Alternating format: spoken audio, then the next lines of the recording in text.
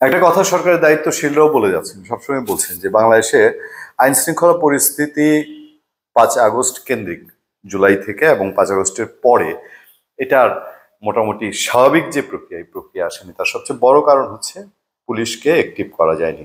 এটা সরকারের দায়িত্বশীলরা বারবারই স্বীকার করছেন যে পুলিশ উদ্যমে হয়নি। পুলিশের যে বেসিক কাজগুলা বা জনগণের সেবা দেয়া, সেটা নিশ্চিত করা যায়নি। আইন শৃঙ্খলা রক্ষার জন্য, উন্নতির জন্য সেনাবাহিনীকে ম্যাজিস্ট্রেসি পাওয়ার দেওয়া হয়েছে। তারপরেও ইভেন যারা বৈষম্য বিরোধী ছাত্র আন্দোলনের, তারাও বলছে যে কাঙ্ক্ষিত উন্নতি হয়নি। এটার জন্য সরকারের যে ভেতরে ভেতরে চিন্তিত এবং গুরুত্বের সঙ্গে নিয়েছে, এর অনেক অনেক প্রমাণ আছে।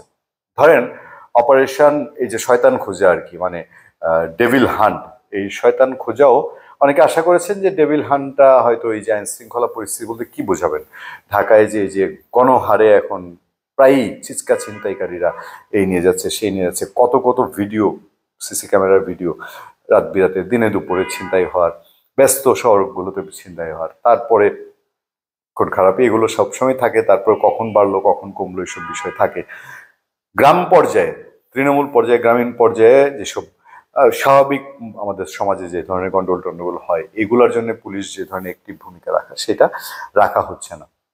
তো এটা কিভাবে সরকার কন্ট্রোল করবে, সেই কন্ট্রোলের প্রেক্ষিতে এখন একটা নতুন ডাইমেনশন আনা হয়েছে সামনে। আমি যখনই এটা শুনছিলাম, সরকার যখন এই অপারেশন ডেভিল হান্ট চালু করছে, তখন থেকেই বলা হচ্ছে যে একটা এমন কিছু করা হবে যে আইন শৃঙ্খলা উন্নতিতে চালু সেন্ট্রাল কমান্ড সেন্টার চালু করা হবে। সেন্ট্রাল কমান্ড সেন্টারটা আমার ঠিক মাথায় ঢুকছিল না, এই জিনিসটা আবার কি? মানে ধরেন সব পুলিশের হেডকোয়ার্টার আছে বা আইন শৃঙ্খলা বাহিনী এখন যারা আছেন, তাদের সমন্বয় হচ্ছে স্বরাষ্ট্র মন্ত্রণালয় থেকে। স্বরাষ্ট্র মন্ত্রণালয় তো সবকিছু সমন্বয় করবে। আপনি যদি স্থানীয় প্রশাসনে যান, জেলায় ডিসি অফিস থেকে এসপি সাহেব আছেন, অথবা যারা কমান্ডিং অফিসার আছেন, তাদেরও একটা সমন্বিত সিস্টেম তো আছে। সবাই মিলে তো যে যার মতো তো আর উড়াধরা কাজ করছে না, যে র্যাব একদিকে, ডিবি একদিকে, পুলিশ একদিকে, সেনাবাহিনী একদিকে, তা তো হচ্ছে না। তার মধ্যে আবার এই যে সেন্ট্রাল কমান্ড, এই ব্যাপারটা কি আমার ঠিক মাথায় আসছিল না। এটা বুঝিয়ে দিয়েছেন কিছুটা প্রেস সচিব। তিনি বলছেন যে দ্রুত আইন শৃঙ্খলা উন্নতি হবে বলে আশা প্রকাশ করেছেন প্রধান উপদেষ্টার প্রেস সচিব শফিকুল আলম।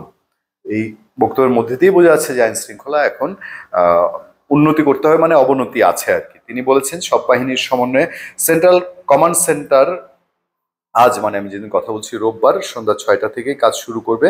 কমান্ড সেন্টার সমন্বয় করবে স্বরাষ্ট্র মন্ত্রণালয়। রোববার 9 ফেব্রুয়ারি বিকেলে ফরেন সার্ভিস একাডেমিতে ব্রিফিংয়ে তিনি বলছেন আরেকটি গুরুত্বপূর্ণ, এটা সুখবর জাতির জন্য, স্ট্র্যাটেজিক্যালি নিশ্চয়ই বলছেন, আমরা বাস্তবে যদি এর প্রতিফলন পাই। 5 মাসে অর্থনীতি ঘুরে দাঁড়িয়েছে, এর মধ্যে অর্থনীতির 10% উন্নতি হয়েছে। আগামী জুলাই মাসে মুদ্রাস্ফীতি 7% কমে আসবে বলে আশা করেন তিনি। মজুত ও সরবরাহ স্বাভাবিক রাখতে চলতি বছরে 9 লাখ টন খাদ্যশস্য আমদানি করা হবে। খুবই ভালো খবর। আমরা যারা ধরেন অর্থনীতি পড়েছেন বা অর্থনীতি জানেন, পড়াশোনা জানেন, তারা এগুলো খুব ভালো বোঝেন। দোকানে আপনি ওই আদা, পেঁয়াজ, ডাল, মাছ, মশলা কিনতে গেলে দোকানদাররে যদি আপনি এই শব্দগুলা বোঝাতে আসেন, এই মুদ্রাস্ফীতি কমছে, যোগান এবং চাহিদা বাড়ছে, দোকানদার তো আপনার ধাওয়া দিবে। মুদ্রাস্ফীতি কঠিন কঠিন অর্থনীতির শব্দ তো পাবলিক বুঝে না, সোজা বলতে হবে 10 টাকার জিনিস 10 টাকা আছে। 10 টাকার জিনিস 10 টাকা আগামী মাসে থাকবে, এটা নিশ্চয়তা প্রেস সচিব দিচ্ছেন। মাশাল্লাহ, আমরা এতে সন্তুষ্ট থাকলাম। তবে প্রথম যে কাহিনীটা, যে এই যে আইন শৃঙ্খলা উন্নতিতে চালু সেন্ট্রাল কমান্ড সেন্টার, তো সব মনোযুক্ত সরকারের হলো গিয়ে এখন যে আওয়ামী লীগ ফেসিবাদ। মির্জা ফখরুল ইসলাম আলমগীর বলছেন যে এই শয়তান বলতে তো আওয়ামী লীগকে বোঝানো হচ্ছে। তো আওয়ামী লীগ অপরাধী যারা, ধরেন কোনো আপত্তি নেই, আওয়ামী লীগের অপরাধীদের ধরবেন, তাতে কোনো সমস্যা নেই। আমাদের প্রশ্নটা সবসময় এখানে যে দেশে যে আরো আওয়ামী লীগ অপরাধীর মতো আরো যেসব অপরাধী আছে, যারা আওয়ামী, বিএনপি, জামাত বা অন্তর্বর্তী সরকারের সময় একইভাবে তারা বিচরণ করে, এই যে ইয়াবা ব্যবসায়ী, দখলদার, চাঁদাবাজ, সব ক্ষেত্রে সব জায়গায় চলছে, এইটারও কোনো স্পেশাল ব্যবস্থা নেওয়া হয় কিনা। ধন্যবাদ সবাইকে, ভালো থাকবেন। আপনাদের সাথে আমি আতিক রহমান পূর্ণিয়া।